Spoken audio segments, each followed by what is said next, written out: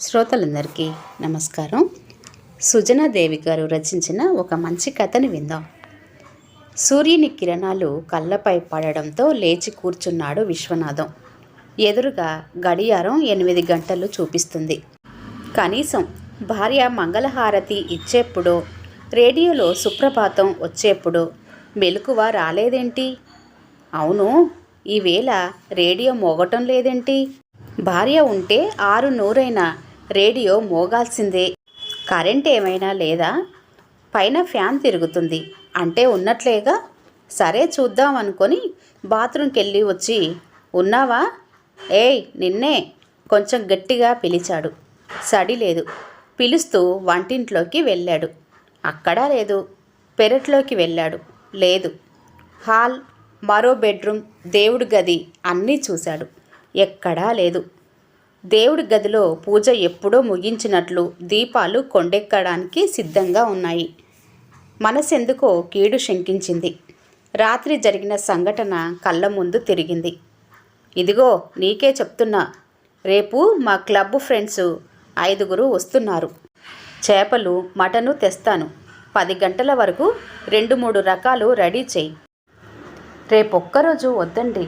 శివునికి 1,00,000 పూల పూజ రేపటితో పూర్తవుతుంది. లలితా సహస్రం చదువుతాను. శివపార్వతులకు నిష్టగా నైవేద్యం ఇవ్వాలి. నేనే పసుపు కుంకుమ వాయనాలిస్తాను. ఇంట్లో మాంసాహారం వద్దు. అదంతా ఏం లేదు. వాళ్ళ ఇంట్లో వాళ్ళు ఊర్లో లేరు, ఇక్కడికొస్తారు అంతే. నేను రేపొక్కరోజు వద్దని చెబుతున్నా కదా. కారణం కూడా చెప్పా కదా. కావాలంటే ఎక్కడికైనా వెళ్ళి పార్టీ చేసుకోండి. నేను వద్దనలేదు కదా. ఏంటి గొంతు బాగా లేస్తుంది? ఎక్కడికో వెళితే ఎవరు వండి పెడతారు? హోటల్లో నుండి తెచ్చుకోండి. నాకే ఉచిత సలహాలు ఇస్తావా? అక్కడి నుండి తెచ్చుకున్నాక నువ్వెందుకు ఉండి? చెప్పింది చెయ్యి. చెంపపై ఒక్కటిచ్చాడు. చెంపపై వేళ్ళు అట్లాగే ఎర్రగా తేలాయి. కోపంగా బట్టలేసుకొని వెళ్ళిపోయాడు. ఫ్రెండ్స్తో తిరిగి హోటల్లో సుష్టిగా భోంచేసి వచ్చాడు. వచ్చేసరికి 12 అయింది. అన్నపూర్ణ పడుకొని ఉంది. అతనికి తెలుసు ఆమె తినలేదని. అయినా అడగలేదు. గుర్రు పెట్టి నిద్రపోయాడు. అలా పడుకున్నది ఇప్పుడే లేవటం. అయినా ఇలా కొట్టడం అతనికి కొత్తేమీ కాదు. మరి ఎక్కడికి వెళ్ళుంటుంది? బజార్కి వెళ్ళిందా? ఇంతవరకెప్పుడు ఆమె ఒక్కతి ఎక్కడికి వెళ్ళదు. కొడుకుల దగ్గరికి ఏమైనా వెళ్ళిందా? ఏమో. ఫోన్ చేస్తే టేబుల్ పైనున్న సెల్ తీయబోయాడు. దాని కింద రెపరెపలాడుతూ కనిపించింది కాగితం. ఆశ్చర్యపోయాడు. నాకు పెళ్ళైన దగ్గర నుండి మీ దగ్గర భార్యగా కాక ఒక దాసిగానే బతికాను. పచ్చిగా చెప్పాలంటే మీకు వండి పెట్టడానికి, మీకు సుఖాన్ని అందించటానికి ఒక పని మనిషిని కట్నం తీసుకొని మరీ తెచ్చుకున్నారు.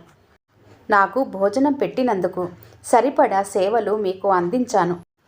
పెళ్ళయి 30 సంవత్సరాలు దగ్గరకొస్తున్నా మీరింకా మారతారని చూసిన నా ఆశ అడియాశే అయ్యింది. అందుకే నేను వెళ్ళిపోతున్నాను. నా గురించి వెతకవద్దు. మీ గౌరవానికి, పరువు ప్రతిష్టలకు భంగం కలగకుండా మీరు ఎవరికి ఏ రకంగా సమాధానం చెప్పుకున్నా నాకేం అభ్యంతరం లేదు. మీ డబ్బు నేనేమీ తీసుకెళ్ళటం లేదు. మీరు చేయించిన బంగారం కూడా ఇంట్లోనే పెట్టాను. మా అన్నయ్య రాఖీకి ఇంటికెళ్ళినప్పుడు ఇచ్చిన డబ్బులతో వెళ్ళిపోతున్నాను. నేను ఆత్మహత్య చేసుకునేంత పిరికిదాన్ని కాదు. మిగిలిన నా జీవితం నాకిష్టమైనట్లుగా గడుపుతాను. సెలవు. అన్నపూర్ణ. హతాశుడయ్యాడు విశ్వనాథం. ఈ రకమైన తిరుగుబాటు అతను కలలో కూడా ఊహించనిది. మౌనంగా తనకు భయపడుతూ ఒదిగి ఒదిగి ఉండే పూర్ణేనా ఇలా వెళ్ళిపోయింది? మెదడంతా మొద్దుబారింది. రేపు అటు బంధువులు, ఇటు చుట్టుపక్కల సమాజం ఏమంటుంది? అసలింత ధైర్యం ఎక్కడ నుండి వచ్చింది? ఎక్కడికి వెళుతుంది? ఎప్పుడు ఆమె పద మంజీరాల మృదు మధుర శబ్దంతో, కరములకున్న గాజులు చేసే చిరు సవ్వడితో అలరారే ఇల్లు ఒకేసారి బిక్కుబిక్కుమంటూ దేవతలేని ఆలయంలా బావురుమంటూ కళావిహీనమై వెలవెలబోతుంది. కాగితాన్ని పట్టుకున్న చేతులు సన్నగా కంపిస్తున్నాయి. అదేంటి, ఎంతో స్ట్రాంగుగా ఉండే తాను కేవలం భార్య లేకపోతే ఇంతలా బలహీనుడైపోయాడా? రేపు అందరికీ సమాధానం ఏమని చెబుతాడు? సెల్ మోగడంతో వణికే చేతులతో తీసుకున్నాడు. నాన్న, బాగున్నారా? ఒక్కసారి అమ్మకివ్వండి. ఏదో వ్రతం గురించి మీ కోడలు అడుగుతుందిట. పెద్ద కొడుకు అంటున్నాడు. అమ్మా అమ్మా మరే లేదు. ఎక్కడికెళ్ళింది? స్నానం చేస్తుందా?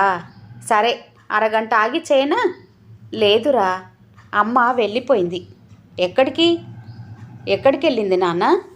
మరే ఏమో, ఎక్కడికెళ్ళిందో తెలియదు. నాన్న, ఏం మాట్లాడుతున్నావు? ఎక్కడికెళ్ళిందో తెలియదా? ఏమైంది చెప్పు. మళ్ళీ ఏమైనా గొడవ పడ్డారా? రాత్రి చిన్న గొడవ. ఎప్పటి నుండి కనబడటం లేదు. ఏమైనా చెప్పిందా? మీతో ఎక్కడికి వెళ్తున్నానో చెప్పిందా? లేదు. పొద్దున్న లేచేసరికి లేదు. దీపం వెలిగించి వెళ్ళిపోయింది. తమ్ముని దగ్గరికి వెళ్ళిందేమో. ఫోన్ చేశావా? చేయలేదు. నేను చేస్తాలే. అక్కడికే వెళ్ళి ఉంటుంది. వాడంటే ప్రాణం కదా. పెట్టేశాడు. 5 నిమిషాల్లో మళ్ళీ ఫోన్. ఈసారి చిన్నోడి దగ్గర నుండి. నాన్న, నాన్న, అమ్మ ఏమైంది నాన్న? ఏమన్నావు నాన్న మళ్ళీ? చిన్నోడు దరిదాపు అరుస్తున్నాడు ఫోన్లో. అంటే అక్కడికి వెళ్ళలేదని అర్థమైంది. చేతి నుండి సెల్ జారిపోయింది. పిచ్చివానిలా కిందనే కూలబడిపోయాడు. బ్రష్ అందించే వాళ్ళు లేరు. కాఫీ ఇచ్చేవాళ్ళు లేరు. షుగర్ పేషెంట్వి. తొందరగా సమయానికి టిఫిన్ తినాలని హడావుడి పడుతూ వేడివేడి టిఫిన్ ఇచ్చేవాళ్ళు లేరు. స్నానానికి నీళ్లు కాగాయని తోడేవాళ్ళు లేరు. టవల్, బట్టలు అందించేవాళ్ళు లేరు. అసలు ఏం చేసినా అడిగేవాళ్ళు లేరు. ఏం చేయకపోయినా అడిగేవాళ్ళు లేరు. బయట అరుగుపై రోజు అన్నపూర్ణ అన్నం పెట్టే 2 కుక్క పిల్లలు లోపలికి చూస్తూ అరుస్తున్నాయి. రోజు జామ చెట్టు మీదకి వచ్చే పిట్టలు తమకు గింజలు వేసే అన్నపూర్ణ కనబడక అటు ఇటు తిరుగుతున్నాయి. అన్నీ ఒకటికొకటి తోడుంటే లోకంలో తానొక్కడే ఒంటరివాడైనట్లు అనిపించింది విశ్వనాథానికి. సిటీ నుండి 2 కొడుకులు భార్గవ్, భాస్కర్లు, కోడళ్ళు, వారి పిల్లలు వచ్చేశారు. ఏమైందో అడిగారు. వెతకటం మొదలుపెట్టారు. విషయం బయటకు రాకుండా ఉండాలని నాన్నను తమతో పాటు సిటీకే తీసుకొచ్చేసుకున్నారు. వారం గడిచింది. ఎక్కడా ఆచూకీ లేదు. ఉత్తరం చూశారు. ఆత్మహత్యనైతే చేసుకోదని ఊపిరి పీల్చుకున్నారు. అయినా ఎవరికి మనసులో లేదు. విషయం తెలిస్తే చుట్టాల్లో, ఆఫీసుల్లో ఎంత పరువు తక్కువ. అయినా అమ్మ తామంటే ఎంత ప్రాణమిచ్చేది. అలాంటిది తమతో కనీసం మాట మాత్రంగానైనా చెప్పకుండా ఎలా వెళ్ళింది? విశ్వనాథం అయితే గడ్డం పెరిగి మౌనంగా పిచ్చివాడిలా తయారయ్యాడు. ఆమె వెళ్ళిపోవటం అతనికి పెద్ద షాక్.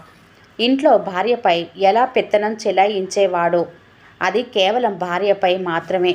ఎవరూ పడరని అర్థమైంది. రోజురోజుకి తనని అందరూ ట్రీట్ చేసే విధానం అతని మనస్సుని ఛిద్రం చేస్తుంది. అయినా అందులో వాళ్ళ తప్పేమీ లేదు. భార్గవ్ సాఫ్ట్వేర్ కంపెనీలో ఉద్యోగి. భార్య కూడా మరో ప్రైవేట్ కంపెనీలో చేస్తుంది. కాబట్టి ఇద్దరూ ప్రొద్దుటే టిఫిన్లు పెట్టుకొని వాళ్ళు తయారై పిల్లల్ని తయారు చేసి వారికి తినిపించి ఒకరిని స్కూల్లో, ఒకరిని కేర్ సెంటర్లో వదిలి హడావుడిగా వెళ్ళిపోతారు. ఆ హడావుడి బతుకులకు విశ్వనాథం వచ్చేసరికి అతన్ని పట్టించుకునే తీరిక లేదు. ఏదో గోడకు పెట్టినట్లు ఫ్లాస్కోలో కాఫీ, టిఫిన్ ఇచ్చి వెళ్తుంది. వేలకు అన్నీ అమర్చే దిక్కులేదు. బిక్కుబిక్కుమంటూ ఒక్కడు రోజంతా గడపాలి. అపార్ట్మెంటు కావడంతో ఇరుగు పొరుగు లేరు. దుర్భరం అనిపించింది. 4 రోజులు 4 యుగాలుగా అనిపించాయి. ఉండలేక చిన్న కొడుకు భాస్కర్ వచ్చి తీసుకెళ్తానంటే అక్కడికెళ్ళాడు. ఇక్కడ కూడా కొడుకు పొద్దున్న 7 గంటలకల్లా ఆఫీస్కి వెళ్ళిపోతాడు. చిన్న పాపను కేర్ సెంటర్లో వదిలి స్కూటీపై 9 గంటలకు కోడలు యూనివర్సిటీకి వెళ్ళిపోతుంది. రోజంతా ఒక్కడు ఊరు కాని ఊరు 24 గంటలు తలుపులు బిగించుకొని ఒక్కడు టీవీ చూస్తూనో పడుకునో గడపాలి. చిన్న పాపతో కోడలు బిజీగా ఉంటుంది. పైగా ఆ అమ్మాయి ప్రెగ్నెంట్ కాబట్టి కొడుకే ఆమెకు అన్నీ చేసి వెళతాడు. ఆమె, మావయ్య మీకేం కావాలన్నా చేసుకోండి, టిఫిన్ ఉంది, భోజనం తయారు చేశాను, కాఫీ కావాలంటే పెట్టుకోండి అని అన్నీ చెప్పి వెళుతుంది. ఎప్పుడు సందడిగా ఫ్రెండ్స్తో స్వంత ఊర్లో వచ్చేవాళ్ళు పోయేవాళ్ళు పలకరిస్తుంటే ఇంట్లోనే కిరాణం షాప్లో కూర్చొని ఉండే విశ్వనాథంకు ఇది సహించలేకుండా ఉంది. ఎప్పుడెప్పుడు అక్కడ నుండి బయటపడదామని ఉండేది. ఇలాంటి పరిస్థితి తెచ్చిన భార్యపై కోపం వచ్చేది. ఒక్కోసారి తనపై తనకే తన ప్రవర్తనకు అసహ్యం అనిపించేది. ఆమె తనను నొప్పించక ఎంత బాగా చూసుకున్నది. అక్కడున్న 10 రోజులు 10 యుగాల్లా గడిచాయి. అంతకుముందు పిల్లల ఇండ్లలోకి వచ్చినా అప్పుడు ఎప్పుడైనా భార్యతో కలిసే వచ్చాడు కాబట్టి ఇంట్లో లాగానే అన్నీ భయపడుకుంటూ వేలకు అందించేది. ఇక్కడ కూడా క్షణం ఖాళీ లేకుండా వడియాలు పెట్టడమో, అల్లం వెల్లుల్లి గ్రైండ్ చేయడమో, ఏవైనా జంతికలు చేసి పెట్టడమో, అంట్లు కడగడమో, బట్టలు ఆరేయటం, మడత పెట్టటం, ఇలా అన్నీ చేసేది. ఆమె లేని 10 రోజుల్లో ఆమె తనకెంత అవసరమో, ఆమె లేకపోతే తను ఎలా ఉండలేదో తెలిసిపోయింది అతనికి. ఇలా ఎంతకాలమో అర్థం అవ్వలేదు. ఆ రోజు ఆదివారం కావడంతో అంతా ఇంట్లోనే ఉన్నారు. అంతా ఆ రోజు పోలీస్ స్టేషన్లో కంప్లైంట్ ఇవ్వడమో, వెతకడమో ఏదైనా చేసి అమ్మ ఆచూకీ తెలుసుకోవాలని అన్ని సోర్సులు వెతకటం మొదలుపెట్టారు. తమ ఊర్లో నుండి వెళ్ళాలంటే వెళితే బస్సు లేదా రైలు. చిన్న ఊరు కాబట్టి ఆ సమయానికి ఉన్న బస్సులు కానీ రైళ్లు కానీ తెలుసుకోవటం కష్టం కాదు. అయితే ముఖ్య సమాచారం అక్కడి చాకలాయన ద్వారా తెలిసింది. అక్కడికి కొడుకులు వచ్చినప్పుడు చాకలాయన, ఇదేందయ్య గారు, చిన్నయ్య గారు ఇక్కడికొస్తే అమ్మేమో రైల్వే స్టేషన్కు వెళ్ళింది అన్నాడట. అప్పుడు అతని మాట విని వెళ్ళి రైల్వే స్టేషన్లో వాకాబు చేశారు. కానీ అప్పుడున్న రైలు నెల్లూరు వైపు వెళ్ళేది అని తెలుసుకొని అసలు అమ్మకి అటువైపే తెలీదు, అటెందుకు వెళ్తుంది, చాకలైనా ఎటు చూశాడో, అసలే అతను తెలివి తక్కువ వాడు అనుకొని ఊరుకున్నారు. కానీ ఇప్పుడు ఆలోచిస్తుంటే భాస్కర్కి ఒక్కసారి అమ్మ పేపర్లో అమ్మ అనాథాశ్రమం గురించి అడిగిన విషయం గుర్తొచ్చింది. ఒక 2 నెలల క్రితం ఆ ఆశ్రమంలో నిస్వార్థంగా సేవ చేయడానికి ఎవరైనా ముందుకొస్తే ఫలానా సెల్ నెంబర్లో సంప్రదించాలని రాసి ఉంటే అది ఎక్కడ ఉందిరా, ఎలా వెళ్తారు అంటూ అడిగింది. నీకెందుకమ్మా అంటే మనూర్లో ఎవరో అడిగారు చెప్పటానికి అన్నట్లు గుర్తు. ఏదో అనుమానంతో ఆ ఆశ్రమానికి నెట్లో నంబరు వెతికి చేశాడు. అతని అనుమానం నిజమైంది. 11 రోజుల ముందర 50 ఏండ్ల ఆవిడ సేవ చేయడానికి వచ్చి చేరిందని చెప్పారు. వారు చెప్పిన పోలికలు అమ్మ పోలికలు కలిశాయి. వెంటనే అందరూ కలిసి బయలుదేరారు. ఆ గదిలో నిశ్శబ్దం రాజ్యమేలుతుంది. అన్నపూర్ణ ఒక కుర్చీలో కూర్చొని ఉంది. చుట్టూ ఉన్న సోఫాలో కుర్చీల్లో విశ్వనాథం, భార్గవ్, భాస్కర్ అంతా కూర్చొని ఉన్నారు. నిశ్శబ్దాన్ని ఛేదిస్తూ భార్గవ్ అన్నాడు, అమ్మా ఇదేమైనా బాగుందా అమ్మా, ఎందుకలా చెప్పా పెట్టకుండా వచ్చేశావు, నీకేం తక్కువైంది? అన్నీ ఎక్కువే అయ్యాయి, తట్టుకోలేక వచ్చేశాను. ఏంటమ్మా అలా అంటున్నావు, నాన్నతో గొడవైతే మేము లేమా, మాకు చెప్పలేదు, అయినా నాన్న కూడా బాగా బాధపడుతున్నాడు. అన్నట్లు ఆ రోజు నువ్విచ్చిన సలహా వల్ల మట్టి వినాయకుణ్ణి చేస్తే మన కాలనీకి ప్రథమ బహుమతి వచ్చింది. పైగా వరద బాధితులకు సహాయం చేసిన ఒకే ఒక కాలనీగా మన కాలనీ సెక్రటరీ రేపు రాష్ట్ర అవతరణ దినోత్సవం రోజున బహుమతి అందుకోబోతున్నాడు. అంతా నిన్నే గుర్తు చేస్తున్నారు, నీకు సన్మానం చేస్తానన్నారు భాస్కర్ అన్నాడు. నువ్వు కోరకుండానే చీరలు, బంగారం, నగలు అన్నీ కొనిపెట్టాను కదా, అదంతా నీపై ప్రేమ లేకనే చేశానా, ఇక వచ్చేసేయ్ విశ్వనాథం అన్నాడు. మౌనంగానే ఉన్న అన్నపూర్ణను చూస్తూ, అమ్మా చెప్పమ్మా, ఇంకా అలా మౌనంగా ఉంటావేం, నీ మనసులో ఏముందో చెప్పు, నీకు ఎందుకు బాధ అయిందో చెప్పు. మేమెవరమైనా నీ మనస్సును బాధ పెట్టామా? చెప్పమ్మా. కోడళ్ళెవరైనా ఏమైనా అన్నారా? ఏదైనా మాట్లాడమ్మా. నీ మనసులో ఉన్నది చెప్పకపోతే నా మీద ఒట్టే. భాస్కర్ వచ్చి అమ్మ కాళ్ళు పట్టుకుంటూ అన్నాడు. కొడుకును అక్కున చేర్చుకుంటూ లేపి పక్కన కూర్చోబెట్టుకుంది. ఆమె కళ్ళ ముందు తను బాధపడ్డ కొన్ని సంఘటనలు కదలాడాయి. ఏమండి, కాఫీ తీసుకోండి. పెళ్ళయి వారమైనా మాట్లాడక అసలు ఒక మనిషి ఉన్నదనే గుర్తించనట్లు వ్యవహరిస్తున్న భర్తను తనకు తానే మొదటిసారి పలకరించింది. మా అమ్మ నిన్ను చేసుకోకపోతే చస్తానని బెదిరిస్తే చేసుకున్నాను. మరోసారి నా దగ్గరకు రావడానికి ప్రయత్నించకు. వేడివేడి గ్లాసుని అలాగే విసిరి కొడుతూ విసురుగా వెళ్ళిపోయాడు. చేతుల మీద మొహం మీద పడిన వేడివేడి కాఫీ కన్నా అతని మాటలు చేతలు మనస్సుని ఛిద్రం చేయగా హతాశురాలైంది. తర్వాత అత్త ద్వారా మిగతా వారి ద్వారా తెలిసిన విషయం ఏమిటంటే అతను అంతకు ముందే ఎవరినో ప్రేమించాడట. ఇరువైపులా వారు ఒప్పుకోలేదు. ఈలోగా ఆమె వేరే వారిని పెళ్లి చేసుకొని వెళ్ళిపోయిందట. అయితే ఇందులో తన తప్పు ఏం ఉందో అర్థం కాలేదు.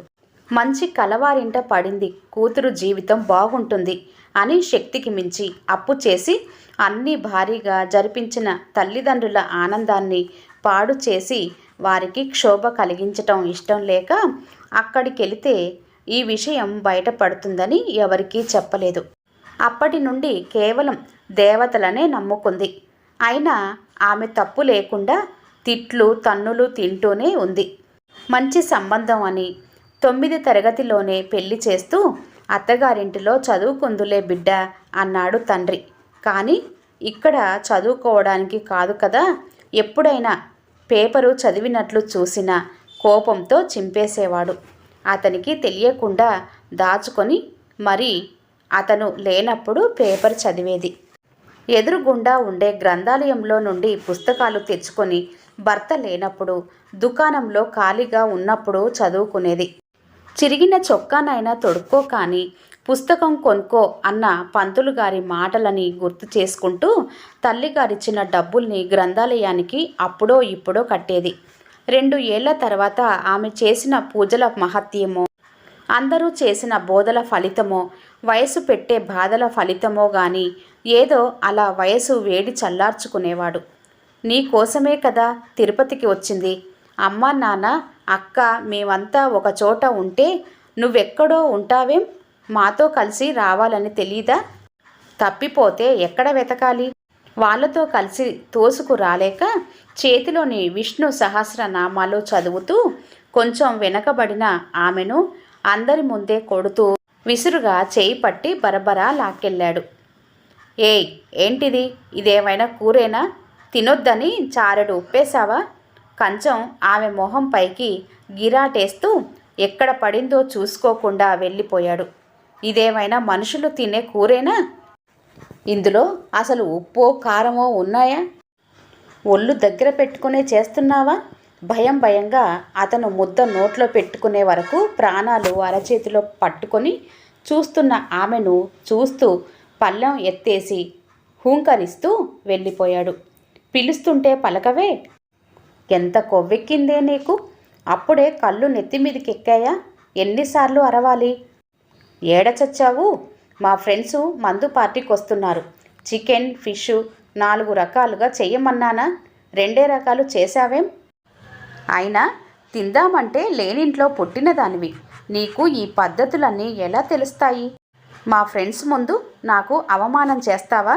జుట్టు పట్టి ఈడుస్తూ కాలుతో తంతు అంటుంటే బాధతో లుంగ చుట్టుకుపోయింది. టిఫిన్ 7 గంటలకల్లా తయారుగా ఉండాలని తెలీదా? వాకింగ్ నుండి వచ్చి అరగంటైంది. పూజ అని చంపుతున్నావు. ఎంతసేపైంది తలుపు కొట్టబట్టి? గొంతు చించుకునేలా అరుస్తున్నాను. ఎవరితో కులుకుతున్నావు? వాడంతా లేచింది. నీకు మాత్రం తెలివి రాలేదా? అర్ధరాత్రి 12 గంటలకు క్లబ్ నుండి వచ్చి తలుపు కొట్టి వాడంతా బయటకు వచ్చి చూస్తుంటే అందరి ముందే గుడ్లురుముతూ జుట్టు పట్టి కొడుతూ వీరంగం చేశాడు. వాంతులు అవుతున్నాయని వేసుకున్న మాత్రలో ఉన్న మత్తు మందు వల్ల ఒళ్ళెరగక నిద్రపోయిన సంగతి తెలుసుకోకుండా, ప్రెగ్నెంట్ అని కూడా చూడకుండా ఒకసారి బస్సులో వెళ్తుంటే అసలే రాత్రి అన్నీ సర్దుకొని పడుకునేసరికి 12 దాటినందుకో, పొద్దున్నే 4 గంటలకే లేచినందుకో బస్సు కుదుపులు ఉయ్యాలలా ఉంది. జో కొట్టినందుకో గాని నిద్ర తనకు తెలియకుండానే ముంచుకొచ్చింది. నిద్రలో తల వంగి అతని భుజంపై వాలిందేమో. తలను విసురుగా నెట్టేస్తే వెళ్ళి బస్సు కిటికీకి తగిలింది. దెబ్బకు తల మొద్దుబారింది. ఒక్క క్షణం గుండె ఆగింది. నిద్రలో ఈ అనుకోని పరిణామానికి ఇలా చెప్పుకుంటూ పోతే కోకొల్లలు. తాను అనుభవించిన నరకం అంతా ఇంత కాదు. ఇప్పటికీ అతని ఇంటిలో ఉన్నాడంటే భయమే. చిన్నప్పటి నుండి తండ్రి ఎప్పటికీ చెప్పే నీతి కథల ప్రభావమో, ఆయన ప్రతి ఏడాది చలివేంద్రం పెట్టి వారానికోసారి తమింటి దగ్గరలో ఉన్న అనాథాశ్రమంలో తనకు వీలైన సేవ చేసి రావటం వల్లనో గాని తనకి పుట్టినందుకు సమాజానికి ఏదైనా మేలు చేయాలనే సేవాభావం, భక్తిభావం ఎక్కువ. కానీ పెళ్లితో అలాంటి ఆశలన్నీ అడియాశలయ్యాయి. నీకు ఎప్పుడు చిన్న కొడుకంటేనే ఇష్టం. ఎప్పుడొచ్చినా వాడి దగ్గరికే వెళతావు. ఇక్కడ 2 పిల్లలతో ఉద్యోగాలతో మేము సతమతమవుతుంటే కనీసం ఎలా ఉన్నావురా అనో వచ్చి 4 రోజులు ఉండి పోదామనో ఉండనే ఉండదు. పెద్ద కొడుకు నిష్ఠూరమాడడంతో ఒకసారి భార్గవ్ ఇంటికి వెళ్ళినది. అప్పుడు ఆ అపార్ట్మెంటులో ఉన్న వారంతా కలిసి తిరుమలలో సేవ చేయడానికి వారం రోజులు వెళ్తున్నామని రమ్మన్నారు. కోలాలతో దేవుడు ముందు ఆడటం కూడా తనకు చాలా ఇష్టమే. ఇక భర్త అనే యముడు లేడు కదా.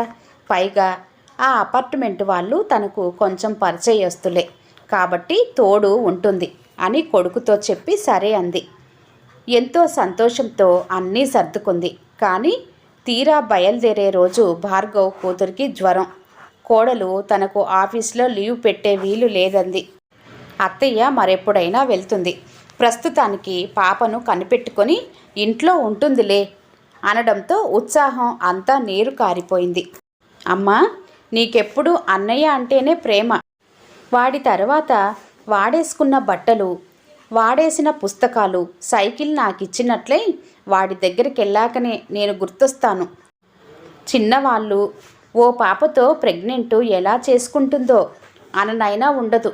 చిన్న కొడుకు అలగడంతో పెద్ద కొడుకు ఇంటి నుండి మళ్ళీ తమింటికి వచ్చి 10 రోజులు లేకపోవడంతో అస్తవ్యస్తంగా ఉన్న ఇంటిని శుభ్రం చేసుకొని ఇల్లంతా దులుపుకొని అన్నీ కడుక్కొని కోడలికి తినడానికి పలహారాలు తయారు చేసి మళ్ళీ 2 బస్సులు ఎక్కి దిగి చిన్న కొడుకు ఇంటికి వచ్చింది. ఆమెకు వాంతులు అవుతున్నాయని రెస్ట్ తీసుకోమని ఇంటి పని అంతా మీదేసుకొని చేసింది.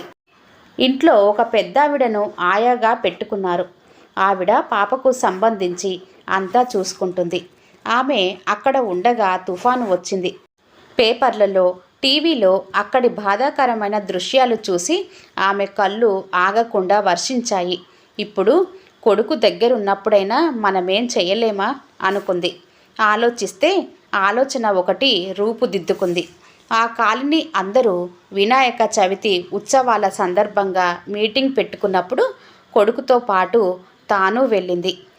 మీటింగ్లో ఆ కార్యక్రమాలన్నిటి గురించి చర్చించాక ఇంకా ఎవరైనా మాట్లాడతారా అని అడిగారు.